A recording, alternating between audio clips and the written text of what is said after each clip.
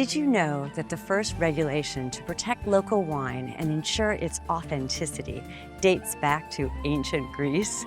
Greece is home to a remarkable array of certified, authentic wines, ensuring they are crafted in specific areas with traditional methods.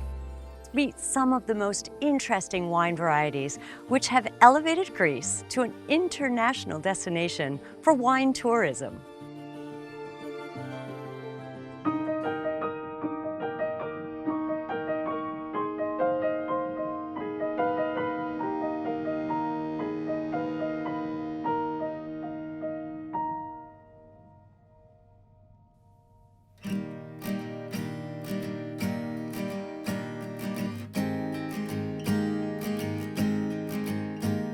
Βρισκόμαστε στη Σιτία, μια παραλιακή πόλη της Ανατολικής Κρήτης, κοντά στο ακρωτήριο Κάβο Σίδερο, το ανατολικότερο άκρο του νησιού. Αυτή η τοποθεσία, με το θερμό και ξηρό κλίμα, της προσδίδει έναν ιδιαίτερο χαρακτήρα, καθώς η πόλη βρίσκεται σε μια περιοχή με σημαντικά φυσικά αξιοθέατα και ιστορικά μνημεία. Σε απόσταση 20 χιλιόμετρων από τη Σιτία θα θαυμάσουμε το διάσημο φοινικό δάσος του Βάη, το μεγαλύτερο της Ευρώπης και ένα από τα πιο γνωστά αξιοθέατα της Κρήτης. Στη διαδρομή μας συναντάμε και τη Μονή Τοπλού, μία από τις ιστορικότερες μονές της Κρήτης, γνωστή για τα σημαντικά κυμήλια που διαθέτει, καθώς και για την παραγωγή τοπικών προϊόντων στο κτήμα Τοπλού. Η Σιτία είναι επίσης γνωστή για την παραγωγή ποιοτικών κρασιών. Οι πιστοποιημένοι ίνοι της αποτελούν αναπόσπαστο κομμάτι της τοπικής συνοποιίας και της κρητικής συνοικής παράδοσης. Μάνθο, πού βρισκόμαστε και για ποιο λόγο με κάλεσες εδώ? Είμαστε στην περιοχή της Σιτίας, στη Μονή Τοπλού συγκεκριμένα. Σε κάλεσα εδώ για να δούμε τα κρασιά Pop Σιτίας. Ποια είναι αυτά? Έχουμε δύο Pop Σιτίας. Το Pop Σιτία που έχει θεσμοθετηθεί γύρω στο 70 και τελευταία υπάρχει ο Μαλβαζίας Σίνος Σιτίας. Είναι ο λευκός που είναι με βιλάνα 70% και θραψαθήρι 30%. Ναι. Μετά είναι το κόκκινο ξηρό που είναι τουλάχιστον 80% λιάτικο και το υπόλοιπο μπορεί να συμπληρωθεί με μαντιλαριά. Ναι. Και έχουμε και το γλυκό λιάτικο από λιαστά σταφύλια. Επίσης, ο Μαλβαζίας Σίνος είναι ένα κρασί το οποίο ουσιαστικά είναι πολυπικιλιακό. Είναι ο Μαλβαζίας. Είναι ο Μαλβαζίας Σίνος. Ο Μαλβαζίας. Okay. Είναι μια έννοια που χρησιμοποιούσαν κατά την ενετοκρατία για να προσδιορίσουν το γλυκό κρασί που παραγόταν στην περιοχή και έτσι ώστε να το εμπορευτούν.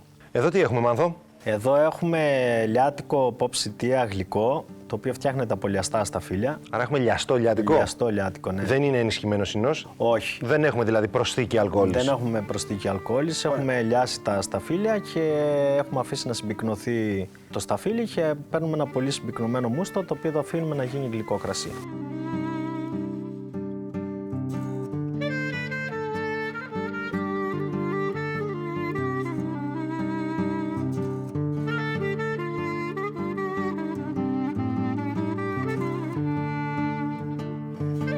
Τι πρέπει να ξέρουμε για το λιαστό λιάτικο? Λοιπόν, εδώ έχουμε ένα κρασί το οποίο είναι αρκετά γλυκό. Ένα σταφύλι με χαμηλές τανίνες. Ένα σταφύλι με χαμηλές τανίνες, με κρασί. δυνατότητα να δίνει ωραία αποτελέσματα στο λιάσιμο.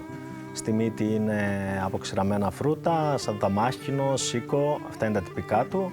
Με ένα πολύ γεμάτο λόγω σαχάρων, πολύ γεμάτο στόμα και θα έχουμε μια πολύ μακριά επίγευση.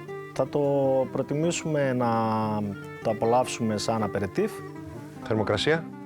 Θερμοκρασία συνήθως προτιμούμε να είναι αρκετά παγωμένο. Και εδώ, τι μας έχεις φέρει? Εδώ έχουμε... Ταιριάζουν όλα αυτά? Ναι, φυσικά. Έχουμε γραβιέρα Κρήτης, τυροζούλι, λίγο αμυγδαλάκι, μήλο με κανέλα που είναι πολύ τυπικός μεζές στις εινοποσίες. Ταιριάζει όμως με το λιαστό λιάτικο? Ναι, φυσικά. Συνδυάζουμε αυτό. Μείνετε μαζί μας και ανακαλύψτε τον επόμενο προορισμό μας.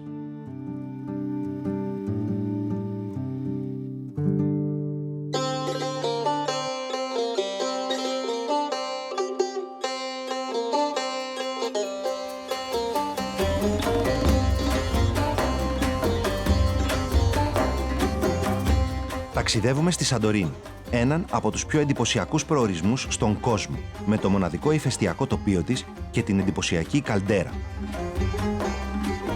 Στο κέντρο της στέκει αγέροχη η Νέα Καμένη, το νησάκι που δημιουργήθηκε εξ ολοκλήρου από το ηφαίστειο της Σαντορίνης πριν από εκατοντάδες χρόνια. Χιλιάδες κόσμου επισκέπτονται καθημερινά τη Νέα Καμένη, φτάνοντας στη μικρή ξύλινη προβλήτα της με καραβάκια που ξεκινούν από διάφορα σημεία του νησιού. Ένα από αυτά ο όρμος των Φυρώνων, γνωστός ως Παλιό Λιμάνι. Πέρα από το εντυπωσιακό τοπίο, η Σαντορίνη φημίζεται και για το παγκοσμίως γνωστό κρασί της, το ασύρτικο. Η αμπελοκαλλιέργεια και η παραγωγή κρασιού στο νησί έχει τις ρίζες της στην 3η χιλιετία π.Χ. Αυτή η μακραίωνη παράδοση συνεχίζεται μέχρι σήμερα με την παραγωγή εξαιρετικών κρασιών διεθνούς εμβέλειας. Γι' αυτό και το 2018 η αμπελοϊνική παράδοση της Σαντορίνης εγγράφηκε στο Εθνικό Ευρετήριο Άειλης Πολιτιστικής Κληρονομιάς. Στέφανε, πού βρισκόμαστε? Βρισκόμαστε στο αμπελοτόπι του Πύργου, ίσως το σημαντικότερο αμπελοτόπι στο νησί. Το βασικό στοιχείο του εδάφους της Σαντορίνης είναι η ελαφρόπετρα. Συγκρατεί υγρασία. Συγκρατεί υγρασία, όπως βλέπεις, πέρα από ελαφριά είναι και πορώδης. Είναι λευκού χρώματος, αντανακλά την θερμότητα από τον ήλιο και βοηθάει επίσης στην ανάπτυξη του φυτού. Και ένα πολύ σημαντικό στοιχείο ακόμα που θα δούμε στο έδαφος Σαντορίνης είναι η πετρωμένη λάβα, στην οποία οφείλεται αυτή η ιδιαίτερη ορυκτότητα που βγάζουν τα κρασιά της Σαντορίνης. Επειδή τα δυνατά βορεινά μελτέμια παρασέρνουν την τέφρα, παρασέρνουν την άμμο και μπορούν να τραυματίσουν το φυτό, είναι αναγκασμένοι οι αμπελουργοί του νησιού να το προστατεύσουν.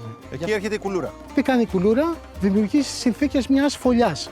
Σηκώνοντας την αμπελιά, θα δούμε ότι στο κέντρο υπάρχει ρίζα. Εισχωρεί βαθιά μέσα στην άσπα, η θηραϊκή γη όπως τη λένε οι ντόπιοι, για να μπορέσει να βρει την κρίσιμη υγρασία να μεγαλώσει. Εδώ στο νησί είναι πάρα πολύ ξηρό το κλίμα, βρέχει ελάχιστα. Η μόνη δυνατότητα να βρει νερό το φυτό είναι από την πρωινή υγρασία όπως ανεβαίνει μέσα από την καλντέρα. Τι ποικιλίες συναντάμε στον πύργο? Κυρίως είναι το ασύρτικο. Θα βρούμε και κάποια ιδάνια που συμμετέχουν κυρίως στο βυσάντο για να δώσουν ένα πιο αρωματικό χαρακτήρα και περιορισμένα φύδια. Πάμε να δοκιμάσουμε. Ναι, πάμε μια βόλτα εδώ κοντά.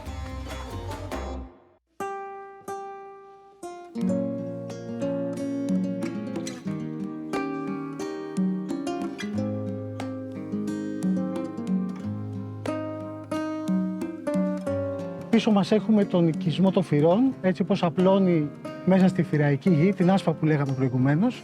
Εδώ. Πίσω μας έχουμε τη Νέα Καμένη. Όλα αυτά παίζουν το ρόλο τους σε αυτό που θα δοκιμάσουμε. Κατεξοχήν, Πάμε, με τι θα ξεκινήσουμε? θα δοκιμάσουμε μία pop Σαντορίνη. Εννοούμε ασύρτικο. Εννοούμε κυρίως ασέρδικο, για την ακρίβεια, για να μπορεί ένα κρασί να πάρει την κατηγοριοποίηση pop, πρέπει να είναι κατά το ελάχιστο 85% ασύρτικο. Ναι. Έχουμε όμως τη δυνατότητα το υπόλοιπο 15% να συμμετέχουν δύο άλλες εξίσου γηγενείς ποικιλίες του νησιού, το αϊδάνι και το αθήρι.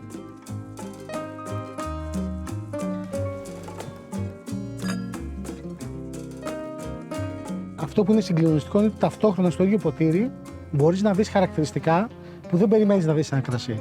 Παραδείγματος χάρη, ένα κρασί με ένα λεμονάτο χαρακτήρα. Ένα κρασί με τραγανή οξύπτα. Το ασύρτικο αντέχει σε ξηρό και ζεστό κλίμα. Μπορεί να έχει υψηλή αλκοόλη, γεμάτο σώμα και να μπορεί ταυτόχρονα να λειτουργεί με όλο αυτό το πλούτο και όλη αυτή την γκάμα οργανοληπτικών στοιχείων. Παλαιώνει. Θα έλεγα ότι μια δεκαετία τα μεγάλα ασύρτικα της Σαντορίνης μπορούν πολύ εύκολα να αντικρίσουν τον χρόνο. Και πώς κλείνετε το τραπέζι σας εδώ στη Σαντορίνη, Στέφανε? Πάντα με ένα βυσάντο. Στέφανε, τι είναι το βυσάντο? Είναι συντομογραφία του όρου Vino di Santorini, ο ίνος από την Σαντορίνη, κρασί που προέρχεται από λιάσιμο σταφυλιών. Μετά τον τρίγο, τα σταφύλια λιάζονται για 10 με 15 μέρες, αφυδατώνονται, συγκεντρώνουν τα ζάχαρα και τα αρώματά τους. Αυξημένα σάκχαρα ήδη, αφού είναι και όψιμος. Και έτσι έχουμε ένα κρασί που είναι φυσικά γλυκό, με την έννοια ότι δεν έχουμε καμία προσθήκη ζάχαρης ή αλκοόλης. Στέφανε, ευχαριστούμε πολύ. Να είσαι καλά. Υγεία. Υγεία.